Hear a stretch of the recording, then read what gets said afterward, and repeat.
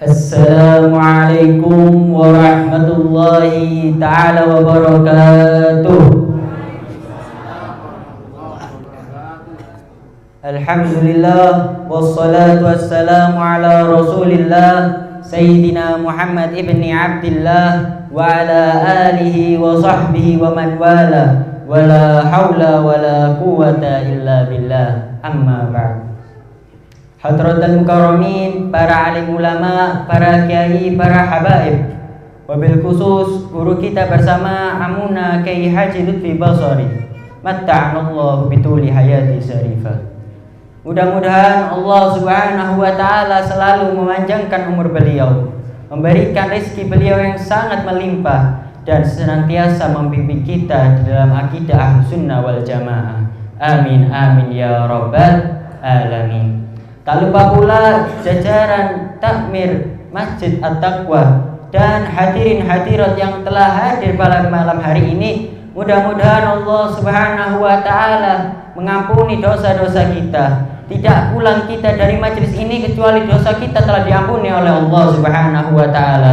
Mudah-mudahan Allah subhanahu wa ta'ala terima semua amal ibadah kita. Amin amin ya rabbal alamin. Hadirin hadirat, pertama-tama marilah kita panjatkan puja dan puji syukur kita kehadirat Allah subhanahu wa ta'ala yang mana telah memberi kita nikmat iman, Islam dan sehat sehingga kita bisa berkumpul di majelis yang penuh barokah ini. Yang mana hadir majelis seperti ini memiliki fadilah yang sangat besar, memiliki keutamaan yang sangat mulia, sebagaimana dikatakan dulu suka sa'atan fi majalisil ilm la tamassu qalaman wa la taktub harfan khairun laka min iski alfi raqabah. Yang artinya duduknya saat ini kita di majelis seperti ini tidak membawa pena dan kita tidak juga menulis sesuatu apapun itu ganjarannya lebih baik daripada kita membebaskan 1000 budak. Yang mana membebaskan 1000 budak itu bukan hal yang mudah. Apalagi di zaman sekarang sudah tidak ada namanya budak. Dan juga di zaman dahulu membebaskan budak itu harganya mahal. Ibarat sekarang butuh uang ratusan juta untuk membebaskan satu budak. Tapi dengan kita hadir pada majelis seperti ini, maka pahala yang tadinya itu susah kita dapatkan, maka kita mendapatkan karena kita duduk sesaat di majelis seperti ini. Mudah-mudahan Allah subhanahu wa ta'ala melipat gandakan pahala yang telah kita dapatkan pada malam hari ini. Amin amin ya rabbal alamin. Yang kedua kalinya salawat salam kita curahkan kepada junjungan kita, suri tauladan kita, Nabi Muhammad sallallahu alaihi wasallam. Qaulina Allahumma shalli ala Muhammad. Mudah-mudahan dengan kita bersalawat kepada beliau, kelak kita bisa menjadi orang yang dekat kepada beliau.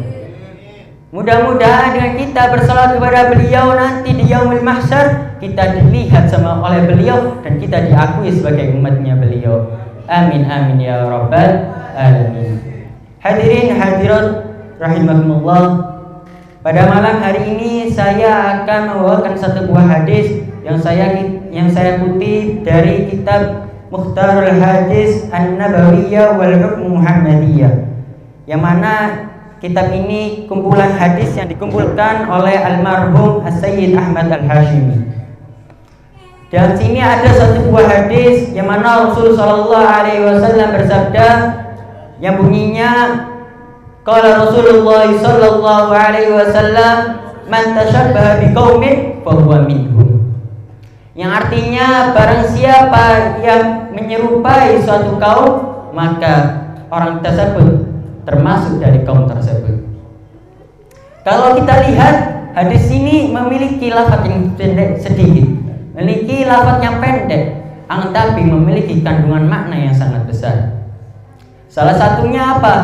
Bisa kita simpulkan atau kita kaitkan kepada event yang ada pada bulan ini, yakni acara Natal.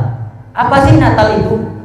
Natal ialah perayaan hari raya orang-orang kafir, orang-orang Kristen, Yang mana di dalam acara Natal itu ada yang namanya merayakan kelahiran Yesus Kristus.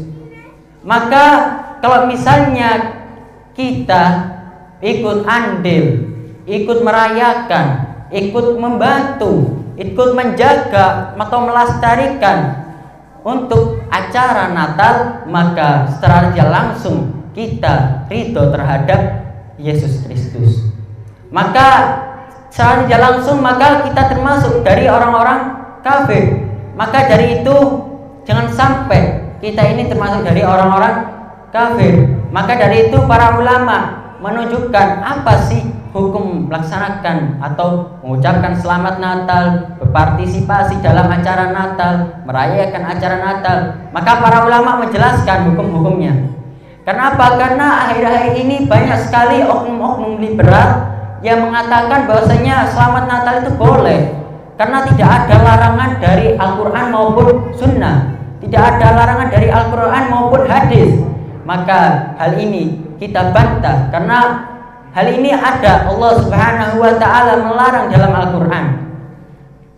Sebagaimana Allah Subhanahu wa Ta'ala berfirman dalam kitab di dalam Al-Quran surat Al-Furqan ayat 72 yang bunyinya walladzina la yashhaduna dzurra wa idza maru bil lagwi maru kiraman, yang artinya dan mereka orang-orang beriman itu memiliki sifat apa?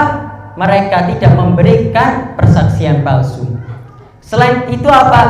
Lalu ketika mereka melewati suatu perjalanan yang mana di sana ada perbuatan atau kumpulan yang melalaikan, ada kumpulan yang batil, maka mereka melakukan perjalanan itu dan berpaling dari perkumpulan seperti itu.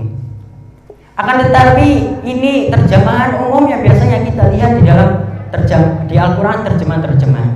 Tetapi dalam lafaz ini, dalam ayat ini ada terjemahan khusus, yang mana hal ini dijelaskan oleh para ahli tafsir. Di antaranya ialah Al-Imam Rabi' bin Anas, lalu Al-Imam Ad-Dhahhak, lalu Al-Imam Mujahid, lalu sahabat Ikrimah, dan ahli tafsir lainnya menjelaskan bahwasanya ada arti lain di dalam lafaz walladzina la yashhaduna dzurra. Arti lainnya apa? Arti lainnya ialah dan orang-orang beriman itu la yashhaduna dzurra, mereka tidak ikut serta merayakan az-dzurra. Apa az-dzurra itu? Yakni hari perayaan, hari besar orang-orang kafir.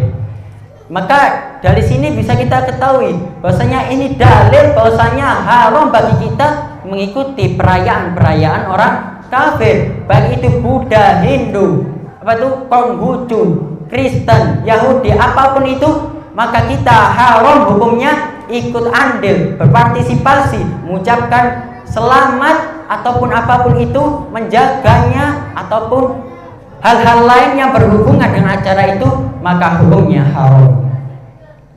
Lalu kenapa disebut az-dzurra? Yang mana az-dzurra ini seperti ayat yang arti dari yang saya sebutkan pertama tadi ialah dusta.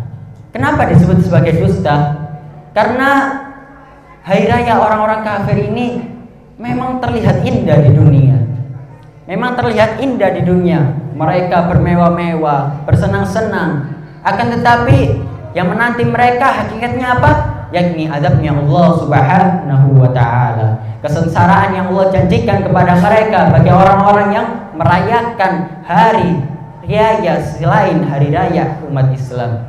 Maka kalau misalnya kita ikut andil, kita ikut berpartisipasi, maka kita termasuk orang-orang yang apa? Kita termasuk orang-orang yang sengsara nantinya mendapatkan azabnya Allah Subhanahu wa Ta'ala. Ini dalil bahwasanya ada larangan untuk merayakan acara Natal, merayakan hari-hari besar agama lain. Lalu dalam dalil dari segi hadis, Nabi SAW pernah suatu saat, hadis ini diriwayatkan oleh Sayyidina Anas radhiyallahu an, Nabi SAW suatu saat datang ke kota Madinah. Lalu Nabi SAW melihat para sahabat ini sedang bersenang-senang, sedang merayakan suatu perayaan. Lalu Nabi SAW bertanya, ma hadani yaumani, dua hari ini hari apa, kata Rasul sallallahu alaihi wasallam. Kalian ini melaksanakan 2 hari ini hari apa, kata Rasul sallallahu alaihi wasallam. Lalu dijawab oleh para sahabat, ya Rasulullah, sesungguhnya 2 hari ini ialah hari yang mana dulu nenek moyang kami ajarkan, ya ini hari raya kami. Maka kami menamai mereka dengan Nairus wa Mihrajan. Yang pertama yaitu Nairus wa Mihrajan. Lalu Rasul sallallahu alaihi wasallam dengan geram mengatakan, innallaha qad abdalakum bihima khairun minhuma yaumul adha wa yaumul fitr. Lalu Rasul sallallahu alaihi wasallam dengan geram mengatakan, bukankah Allah Subhanahu wa taala telah mengganti atas kalian 2 hari yang lebih baik dari 2 hari ini, yakni hari Idul Adha dan hari Idul Fitri. Maka dari itu ini menunjukkan bahwasanya Rasul sallallahu alaihi wasallam mengingkari ada di antara umatnya yang melaksanakan adat jahiliyah, melaksanakan perayaan-perayaan jahiliyah, yang mana jahiliyah ini saat itu juga perkumpulan orang-orang kafir yang menyembah berhala, menyekutukan Allah Subhanahu wa taala.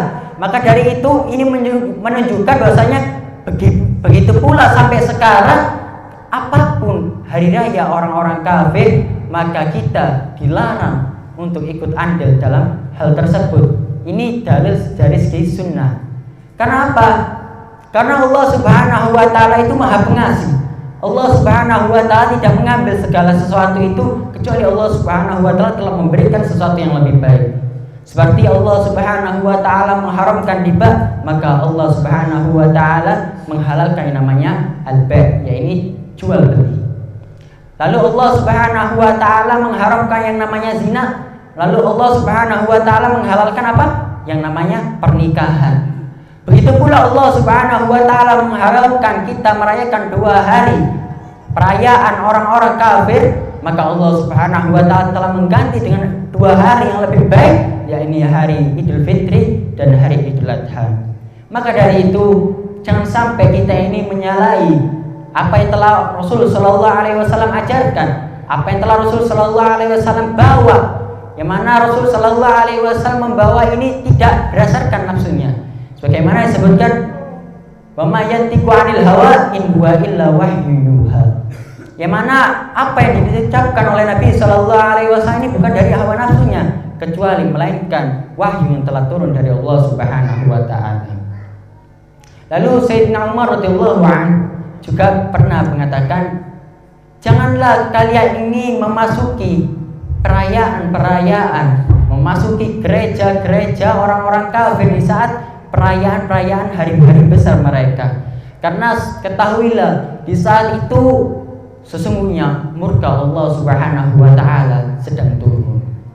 Jadi kalau misalnya ada orang kafir, khususnya kita khususkan bulan Desember ini, ya ini event Natal, perayaan Natal.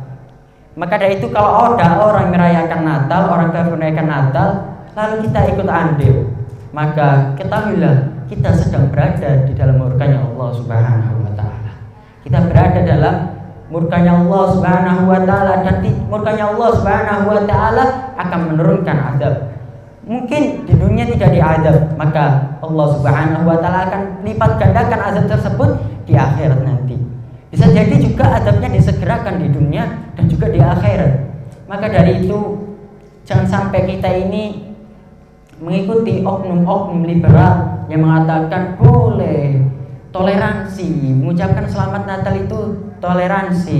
Maka dari itu tidak ada toleransi dalam hal seperti ini. Sayyidina Umar radhiyallahu anhu ialah orang yang paling ngerti tentang toleransi. Kenapa? Beliau sahabat Nabi, beliau belajar pada Nabi, lalu beliau juga mendapatkan gelar dari Nabi yakni Al-Furqan. Apa Al-Furqan itu? Beliau dapat membedakan mana yang hak dan mana yang batil. Maka dari itu kalau ada orang yang mengatakan toleransi, mohon maaf, toleransi bukan untuk urusan akidah. Mohon maaf, toleransi bukan untuk urusan prinsip. Maka kalau sudah menyangkut tentang ketuhanan, menyangkut tentang menyekutukan Allah Subhanahu wa taala, maka kita berpegang teguh pada Al-Qur'an yakni apa? Lakum dinukum waliyadin. Bagimu agamamu dan bagiku agamaku. Maka dari itu mudah-mudahan Allah Subhanahu wa taala menyelamatkan kita keluarga kita, sanak famili kita, teman-teman kita, mari kita ingatkan agar jangan sampai mengucapkan selamat Natal, menjaga gereja mereka, ataupun menyediakan tempat, membantu memberi konsumsi ataupun apapun itu, hal-hal yang membantu. Karena man a'ana ala maksiatin walau bisitri kalimatin kana syarikan fiha.